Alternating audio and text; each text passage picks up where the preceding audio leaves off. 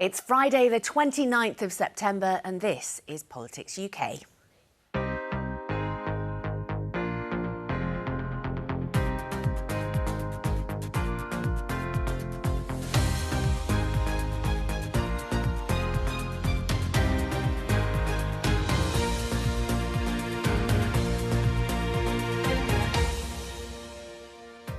Welcome to your weekly roundup of political and parliamentary highlights.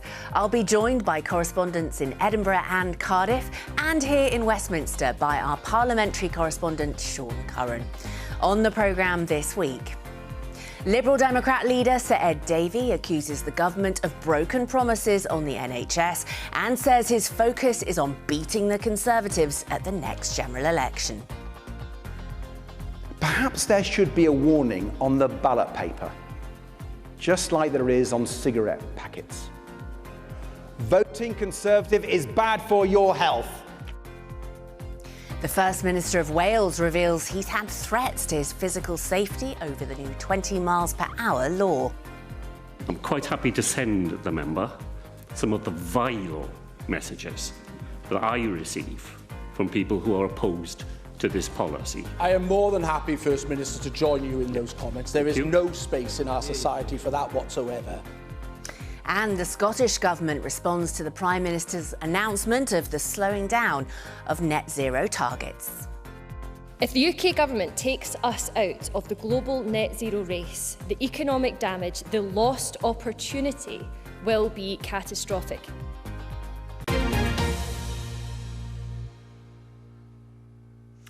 Hello, let's start with the Liberal Democrat Party conference. Neither the Commons nor the Lords are sitting at the moment as Parliament is in recess for the party conferences. Well, Sean, thanks for joining us. This was Ed Davey's first speech in person, despite having been leader for 4 years. It lasted for 50 minutes. So what was his message? Yes, well, this was the first time that the Lib Dems had met in person for their autumn conference since 2019. And of course, when they met then, they were preparing for a general election. And now, once again, they find themselves on an election footing.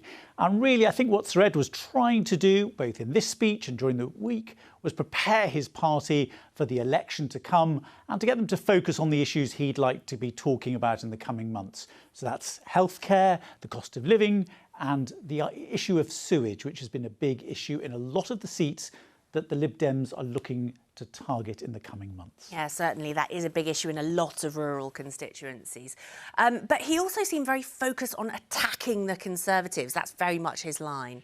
Yes, a lot of his speech concentrated on the Tories and the government. He, of course, arrived at this conference with a string of by-election victories under his belt, and those were in seats where the Lib Dems had successfully challenged the Conservatives in largely southern, slightly more affluent seats, perhaps. And so it was pretty clear, I think, from the start that what he was trying to do was to tap in to those voters who are unhappy with the government's performance and who would be willing to switch. I'm afraid I have to start this afternoon with an apology. You might remember, after our incredible victory in Somerton and Frome in July, when the amazing Sarah Dyke overturned a Conservative majority of 19,000, I said it's time to get these clowns out of number 10. We even wrote it on the side of a big blue cannon. Do you remember? Well, a party member got in touch afterwards to say he is an actual clown. And he took great offence at being compared to the Conservative government.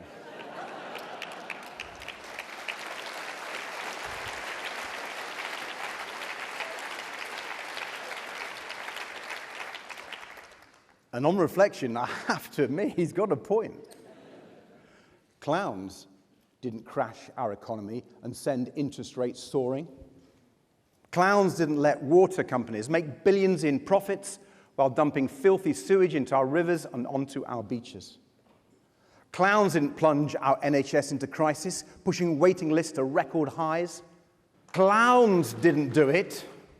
The Conservatives did. So, let me take this opportunity to apologise unreservedly to that party member and to the whole clowning community.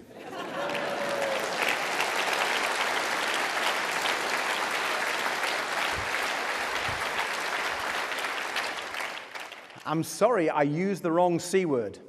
So let me try again. It's time to get these Conservatives out of number 10. The Conservatives botched the deal with Europe, and it's been a disaster for the UK. They sold out British farmers and fishers. They tied up British business in red tape, and they pushed up food prices in our supermarkets. So much unnecessary pain inflicted on so many by so few. Only we have set out a detailed plan to tear down those trade barriers, fix our broken relationship with Europe, and get a better deal for Britain. Yes, only we.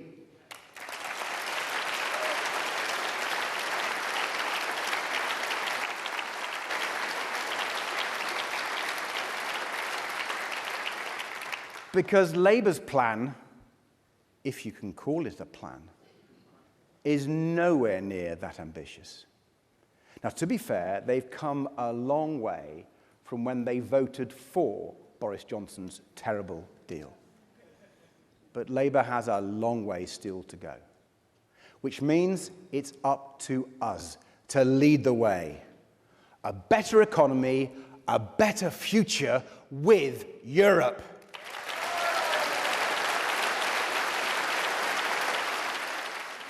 As many of you know, my brothers and I lost both our parents to cancer when we were young. My dad died aged 38, just a few months after being diagnosed with a cancer called Hodgkin lymphoma. I was only 4, so I don't remember it very well. What I do remember is my mum's grief and her incredible strength in the months and years that followed after being widowed so young with 3 boys under 10. Then, when I was 9, cancer came for Mum too. She was diagnosed with breast cancer, and I do remember how that felt. She had treatment, including a mastectomy. But 3 years later, they found secondary breast cancer, metastatic cancer, in her bones. And they told her it was incurable. For me, caring for her became my life, before school and after school. I'd sit for hours on her bed, talking to her, telling her about my day, listening to her stories, trying to make the most of every minute. When she was fighting the cancer with a naturopath, my top task was mashing up carrots and apples for the healthy juice drinks she lived on.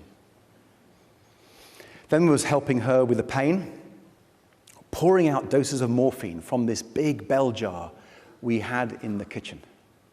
I don't think they'd allow that now. Putting pads on her legs and sides so she could give herself small electric shocks when the pain got really bad. It was a tough period as a teenager, but it was much, much tougher for Mum. Yet those years were also special. They gave me an incredible bond with my mum.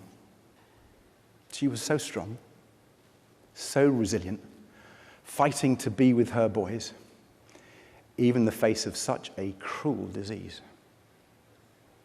I like to think I learnt a lot from her. I was 15 when she died.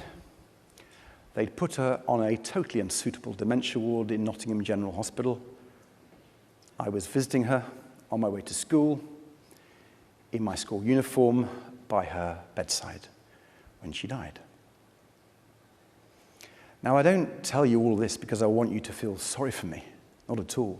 It was a long, long time ago, and I've been very lucky since. But I do tell you all about this because actually, too many families have their cancer stories, like mine, today. My family story isn't unique. There are millions of us whose lives get turned upside down by cancer. As leader of our party, I can at least promise you this. For Liberal Democrat MPs, it will be a top priority. And that's why today I'm announcing our new and ambitious plan to end unacceptable cancer delays and boost survival rates.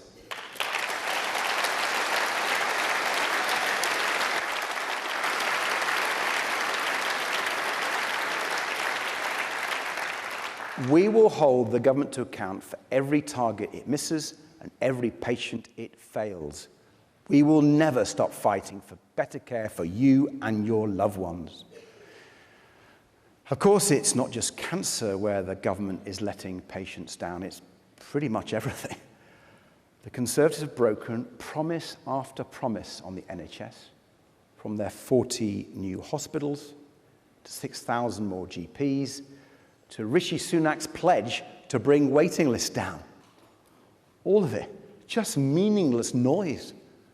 All a total con.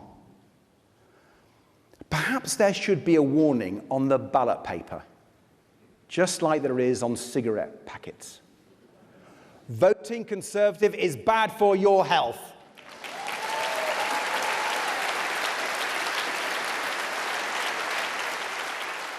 We have taken chunks out of the blue wall.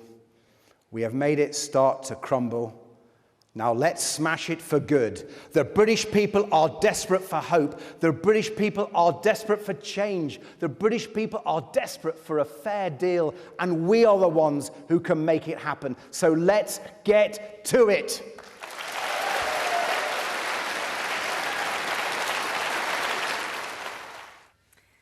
The Liberal Democrat leader, Sir Ed Davey there. Thanks very much, Sean. We'll be coming back to you later in the programme for more on that conference. But now we are heading to Edinburgh, and our Scotland political correspondent, Andrew Kerr, who's at the Scottish Parliament in Holyrood. Andrew, it has been a busy week for you, I know.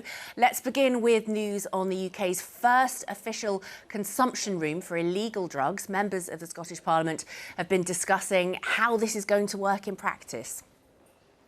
Yes, that's right. It has been a long-running debate here in Scotland. It has really taken years to get here. Now, the Lord Advocate, Scotland's top law officer, has ruled that it's not in the public interest to prosecute anyone who's using a safe consumption room facility. Now, councillors in Glasgow have approved the starting up of that type of facility in the East End of the city. And there are lots of practical implications, though, on how it will work. So there was a joint meeting of Holyrood's Health and Justice Committee earlier in the week to look at some of those implications with a panel of experts. We know the Lord Advocate's provided some evidence on the legalities of the drug consumption room that's been specified for Glasgow. But I suppose in terms of that bigger picture, I'm wondering, do you know how logistically, if any of you got any idea how logistically it will work on the ground in terms of that aspect? I'm looking, Kirsten, unfortunately, you're nodding the most fervently, so perhaps we can come to you first. We really welcome this news. The anxiety about it is that we don't want to see a situation where we have one facility introduced in Glasgow that prevents anywhere else in Scotland from opening until the service is evaluated. So we would want to make sure that there wasn't a long, lengthy evaluation period that was then going to prevent other areas who were absolutely in need of introducing similar services, and that the model that's introduced in Glasgow wouldn't be setting the precedent for every model that had to be introduced across Scotland. So it's important when we are introducing these facilities that we have lots of different types. So we could have mobile units, we could have fixed site units, we could have just a room within an area that's already providing needle exchange facilities. So yeah, I would hope that we could not delay other areas. Thank you, Convener. And the witnesses will have had the opportunity to look at the Lord Advocate's statement, and I wonder whether they believe that the scope of the Lord Advocate's recent statement in relation to drug consumption rooms, and in particular any potential criminal offences, is sufficient, or have they got any concerns that staff or others may not have the reassurance that they need? I don't necessarily, SRC don't necessarily have any concerns. I think we need to see how this is going to work in practice. What I do know in terms of our experience in SRC, and my experience in working in the sector is, and I think it touches on what Kirsten said, is if someone is in real chaos and they're buying their street drugs in an area, it's very unlikely that they're going to go onto 2 buses to get to an injecting facility in a safe consumption room. So we need to be really careful in relation to, as Kirsten said, what that looks like, get the pilot up and running, but what does that look like in local areas? Where are the hot spots? But I would hope that our colleagues in Police Scotland, underlining by the Lord Advocate's letter, will actually do what it says in the tin, and that's about no criminalising people when they're in or near that facility. And to pick up on that, this is such a new and untested venture that when he was speaking to Glasgow councillors, the chair of Glasgow's Health and Social Care Partnership was saying that still a significant amount of work needs to be done to ensure that drug users are not prosecuted for transporting drugs in the street up to the boundaries of the safe consumption room. So a lot of practical work still ahead on this venture. Yeah, and something I think the rest of the UK will be watching very closely. Now, Andrew, there have been more discussions on the climate in Edinburgh this week, haven't there? The Prime Minister making that announcement last week about the slowing down of net zero targets. That led to a debate in Holyrood. That's right, the Prime Minister rolling back on those green pledges, including the ban on petrol and diesel cars, really set the cat amongst the pigeons here at Holyrood. Of course, that happening last week. And this week we had the approval of the controversial Rosebank oil field off the west coast of Shetland. So there was a debate on the environment in the Chamber on Tuesday here at Holyrood. The Conservatives were keen to find out what impact the Prime Minister's statement might have on Scottish green targets. So we'll hear more on what they have to say in just a second. We'll also hear from a Tory MSP who's rebelling against his party. But first, here's the Scottish Government's Net Zero Secretary on her assessment of how things might change. Given it has been not yet a week since plans were announced that we had no forewarning of, I am very much in the position right now of assessing their impact on them. That includes trying to get detail of what exactly it is the UK Government are planning to do, and I'll certainly undertake that work before I look to see how it affects what Scotland will be doing. I'll make some progress just now, but I'll be happy to let Douglas Lumsden in later on. But I do have significant concerns about the lack of leadership and what it risks in terms of that once-in-a-generation opportunity to capitalise on Scotland's renewable energy potential. If the UK Government takes us out of the global net zero race, the economic damage, the lost opportunity will be catastrophic. And of course, let's not forget, this is on top of the damage they've already done with a decade of austerity, with the hardest of hard Brexits pursued during a global pandemic, and of course last year's disastrous mini-budget, which people in this country are still suffering because of. Presiding Officer, many of the people I speak to in the North East would love to make the switch to an electric car, but are concerned at the cost of replacing their current car and the lack of charging stations throughout this country. Scotland will be required to install 4,000 chargers per year to reach the Government's own target of 30,000 by 2030.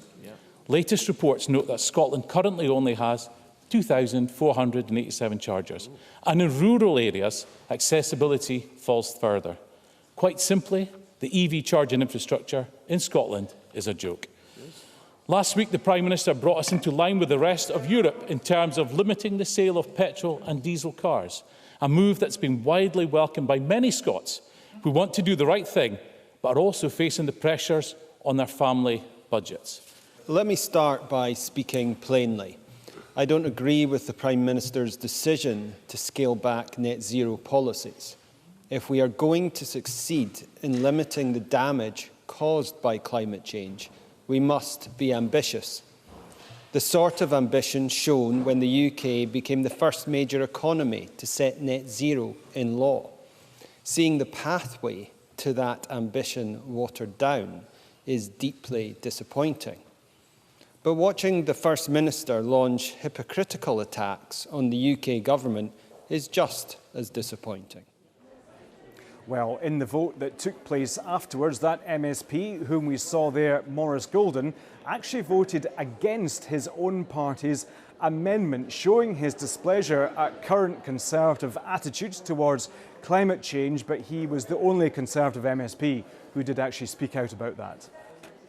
And Andrew, the First Minister was facing questions, but in a committee for a change, similar to when the Prime Minister has to appear before Westminster's liaison committee. Yes, that's right. This was the First Minister up before what is called here the Conveners Committee, and there was quite a relaxed atmosphere. Hamza Yousaf was joking at one point about having man flu, but would manfully get through it. Now, at that committee, all the conveners were asking about their respective areas, the Scottish Government budget, for example, children in temporary accommodation. And the convener of the Net Zero Committee was also asking about when the Scottish Government's climate change report might be published. And of course, this was an opportunity for the First Minister to bring up the Prime Minister's statement. But first of all, here's that committee convener. First Minister, you mentioned the climate change plan, and I'm aware of what the Cabinet Secretary said last week. It was probably the most open secret in this Parliament that it wouldn't be produced by Christmas this year, which was when it was forecasted. So my question to you is, when will it be produced, and will it be produced in time to allow the Climate Change Committee to have full sight of it before they do their annual report to this Parliament? So it would certainly be the intention to give the Climate Change Committee as much notice as we possibly can. I don't think it was inevitable that it was going to be delayed. It's not my reading of the situation. I can see Edward Mountain has a different view of that. But I mean, in all seriousness, we have to understand the implications, particularly around the phasing out of petrol and diesel vehicles. I think Edward Mountain would accept that if the UK government has a different position, then what does that mean for example, the Internal Markets Act? What does it mean, for example, for those who may purchase a car from down south and therefore but use it in Scotland?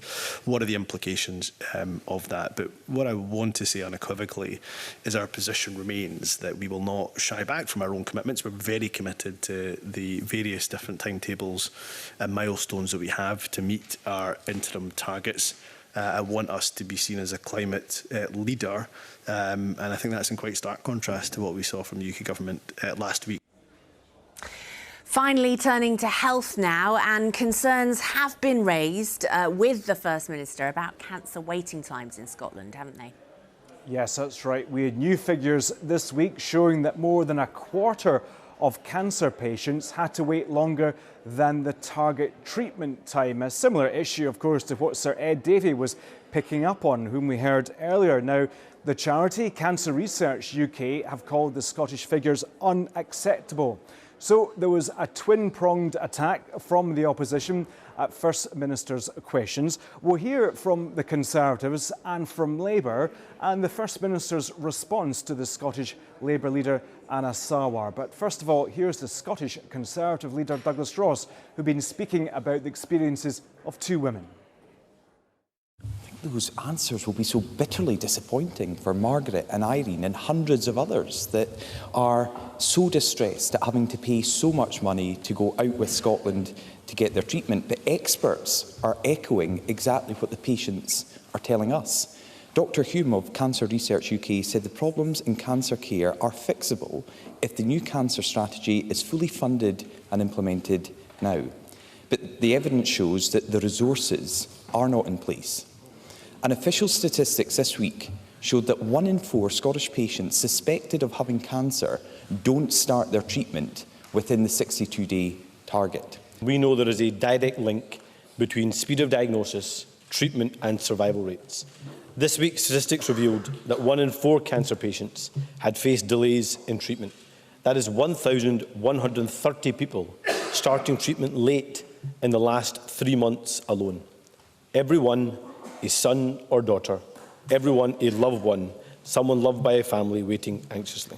So we absolutely haven't become complacent. I hope we can demonstrate that through the work we've done with key stakeholders in relation to the cancer strategy. Douglas Ross and Anna Sawar are both absolutely right to raise what is a crucial issue for people right across Scotland. Let me in turn try to give some assurances. We are recovering from a global pandemic. That global pandemic has absolutely had an impact not just on our health service, but of our cancer services. But if I look at the statistics and the figures, when I look at, for example, the 62-day pathway, we are treating 41.2% more patients on that pathway than we did 10 years ago. And just to finish and return to our topic of climate change, the issue of the Rosebank oil field was brought up at First Minister's Questions. It was the very final question to the First Minister from the Green MSP, Mark Ruskell. He was asking the First Minister to condemn it. Hamza Yousaf was saying it was indeed the wrong decision in his view, but the development of the field has indeed been welcomed by the UK Government and the Prime Minister. Elizabeth, back to you. Thanks very much, Andrew. Andrew Kerr at Holyrood there. Right, let's go over to Cardiff now and our Wales political correspondent, Cemlyn Davis, who joins us from the Senedd in Cardiff Bay. Cemlyn, the week's political coverage in Wales has been dominated by the controversial 20 miles per hour speed policy, and it was discussed during First Minister's Questions, of course. Yes, that's right. It's nearly 2 weeks now since this policy was introduced, reducing the default speed limit in residential areas across Wales from 30 miles an hour to 20 miles an hour. It has been controversial, and more than 440,000 people have now signed a Senedd petition calling for a U-turn. That, by the way, is by far the biggest petition the Senedd has seen, and it's still got several months to go before it closes. But alongside that expression of opposition, there have also been lots of angry comments on social media, with some of those being directed at individual MSs. And the First Minister revealed on Tuesday that he had received threatening messages in response to the rollout of this policy. I think it's very important to take seriously the views that people express within our democratic process using the petitions system that we have here. I also think that that cuts both ways, and that those people who support the policy and those people who have brought forward the policy are entitled to be treated with respect as well. I'm quite happy to send the member some of the vile messages that I receive from people who are opposed to this policy, and for him to say to them, as I agree with him about people who have a different view to mine, I don't wish to disparage them.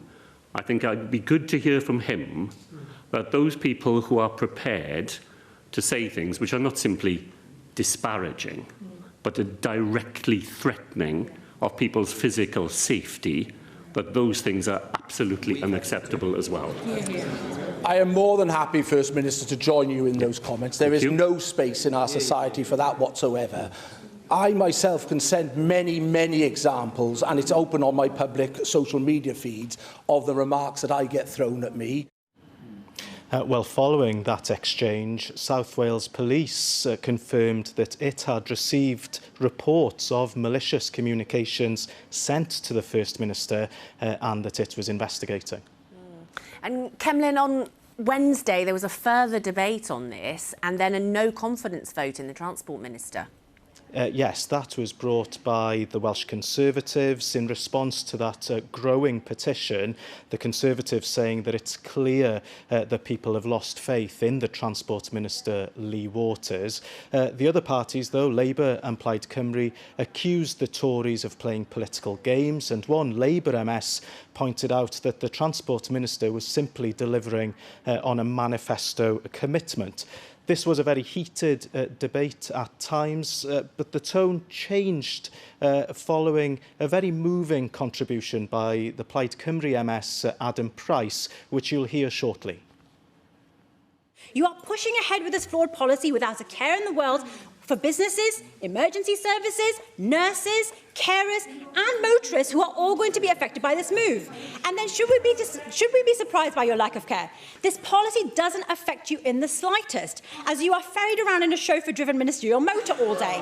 Now, Deputy Minister, you and I rarely see eye to eye, and I can accept that. But for me and many others, this 20-mile-per-hour scheme really is a straw that broke the camel's back. And I'm afraid it's time for you to go before you cause any more unnecessary damage. This is a cynical motion. It is an ugly tactic. It's intended not to improve things, but to whip up people's anger and direct it at one man. It is shameful, reckless and potentially dangerous behaviour. A transport minister pursuing policies that makes it more difficult to get around is a transport minister that has failed in his job. We on these benches have lost confidence in him. It's clear the people of Wales have lost confidence in him.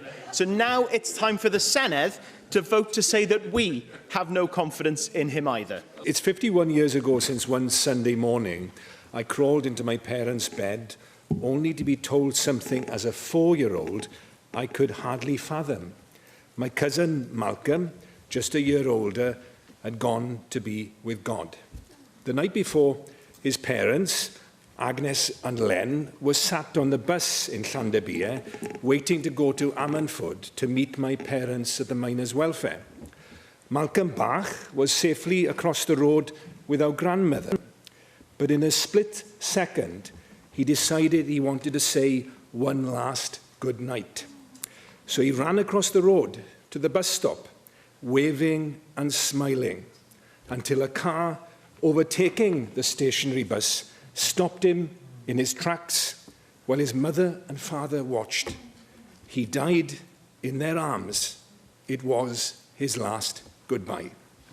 And in that instant, their world, our world, and that of the family of the entirely innocent driver became darker and smaller forever. Can we say for certain that if the speed limit had been 20 miles per hour on that stretch of Blaenau Road that night, that my cousin would have been alive today? No.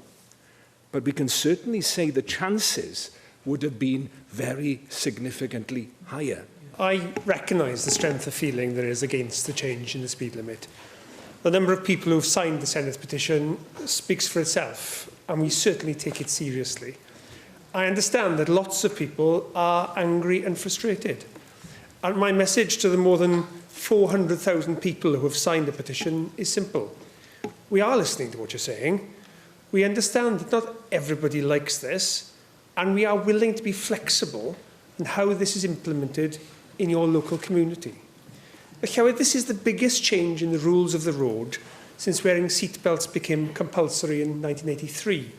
That too was highly controversial and strongly resisted. Many people found it hard to adjust, but it became accepted, and nobody has suggested we should go back.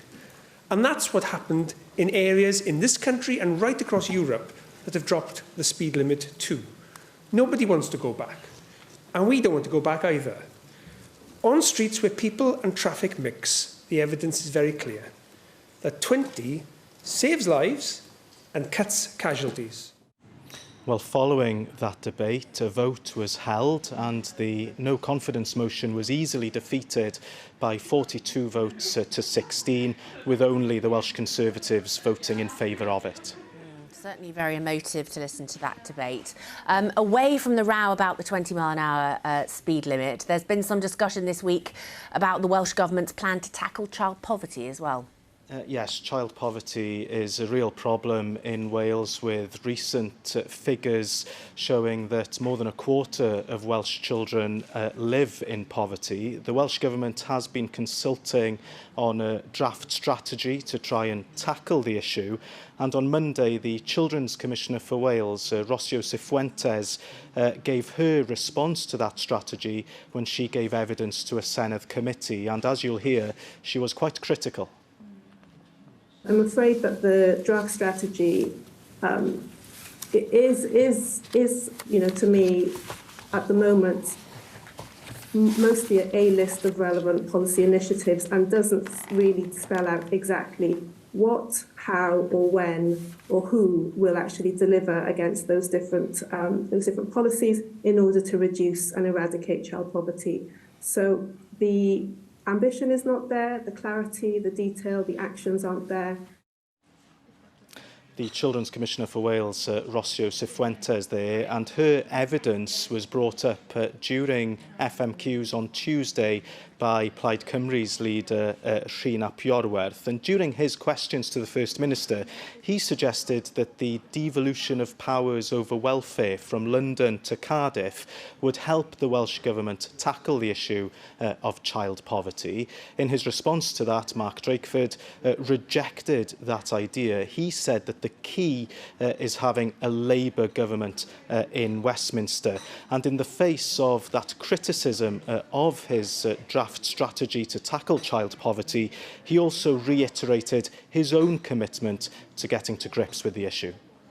I can tell you, this government is absolutely committed to an ambitious approach to child poverty. There is nothing that has motivated me more in all the years I have been in politics than the lives of those young people in my constituency who from their earliest years are blighted by the fact that their families simply do not have the resources they need to offer those young people the chance of growing up in life in the way that we would wish to see them. I am as passionate about that today as I ever have been. And when we have that next Labour government, we will be able to make a real difference. Mark Drakeford there, and he also said that ministers will of course listen to the views that are expressed as part of the consultation process around this draft strategy, and a final strategy is expected to be published before the end of the year. OK, Cemlyn Davis in Cardiff, thank you very much for all of that. Now, finally, back to Sean and the Lib Dem conference. Now, earlier we were talking a lot about Ed Davey's speech. That went down very well, but it wasn't all plain sailing, was it? There was a row about housing targets. Yes, well, we heard Ed Davey there talk about the blue wall, this set of Conservative seats where the Lib Dems are very hopeful that they can make progress based on those by-election victories they've had. And as this week began, we saw a bit of repositioning by Ed Davey, dropping some policies. At the beginning of the week, there was much talk of him dropping a long-standing policy to increase income tax by a penny to pay for public services. And he was saying, well, we don't need to increase taxes more because the Conservatives have increased taxes. And then this dropping of another policy, the idea that there would be a housing target. Now, for some time now, the Lib Dems have had a policy that they would build more than 300,000 homes in England every year. And Ed Davey wanted to drop that going into the next election. Now, the Lib Dems are different from the other parties because you often get very feisty debates during their conferences, and there is often the realistic prospect that the leadership might not get its way. And so this proposal from Ed Davey clearly aimed at reassuring perhaps some of those Conservative voters in some of those seats, like the one they won a couple of years ago in Amersham, that they're not going to start imposing targets for house building. So this caused a lot of emotion, and we got a very lively debate. We're bringing forward an ambitious target for social housing.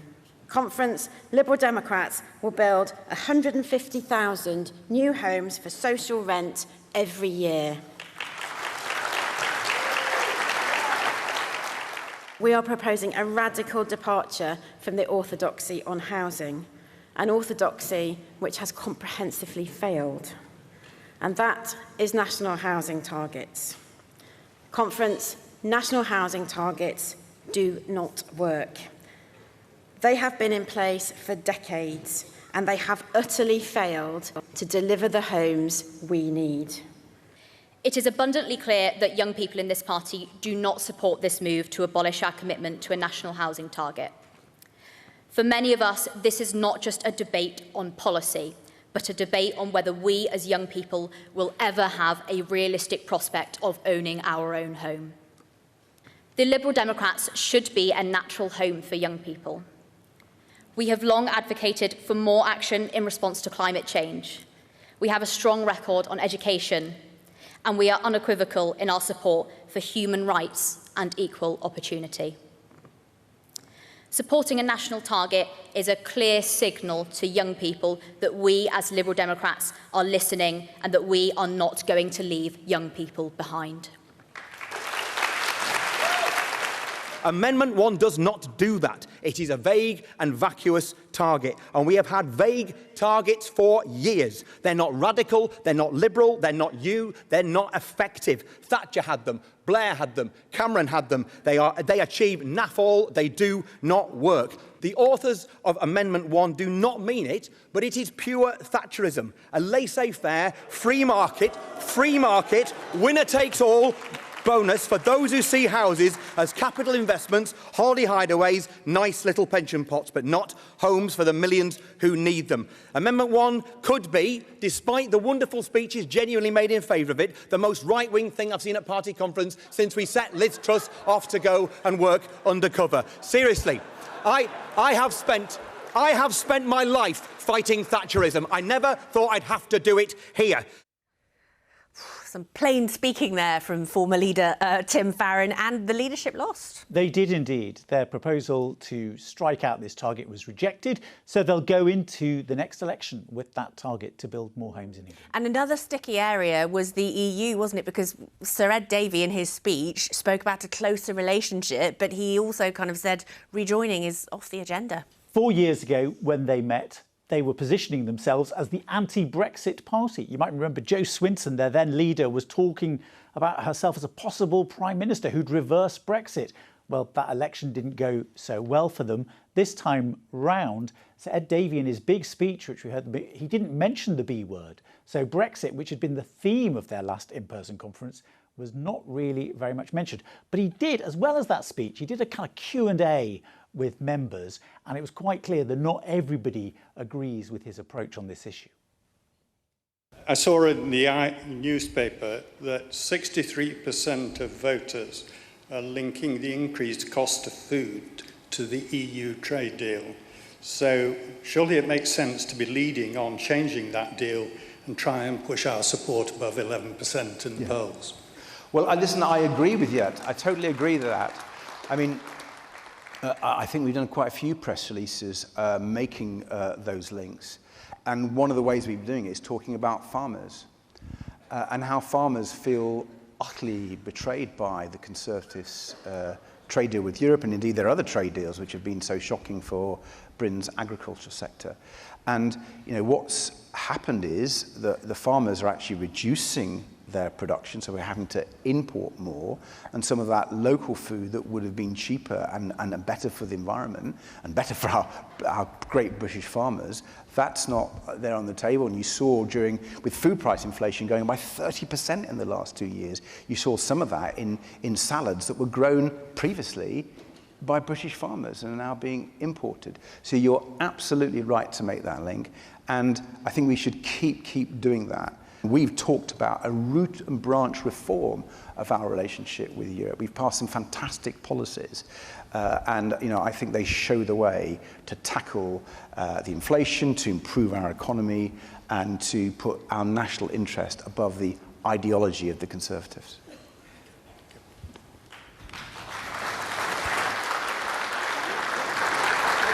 Campaign not to rejoin the EU. That's the big question. We're campaigning hard on Europe, as you know, my friend. That was a little bit awkward. More conferences to come, with the Conservatives heading to Manchester on Saturday, where they don't want to talk about HS2. That's right. This is all a bit unusual. The usual pattern is the Lib Dems, Labour, then the Conservatives. But it's a bit different this year. Yeah, it's quite clear that Rishi Sunak would like to talk about the economy, the NHS, stopping small boats. But we got a very clear indication from all those interviews he did yesterday that he does not really want to answer questions about HS2 and whether or not it will continue to Manchester. And I don't think they'll be looking forward to lots of questions when they're there in Manchester about this issue either. Absolutely not. Well, Sean, thank you very much for all of your analysis. That is all we have time for on Politics UK for this week. Politics Live will return on Monday with Joe Coburn at 12:15 on BBC Two and on the iPlayer. From all of us, goodbye.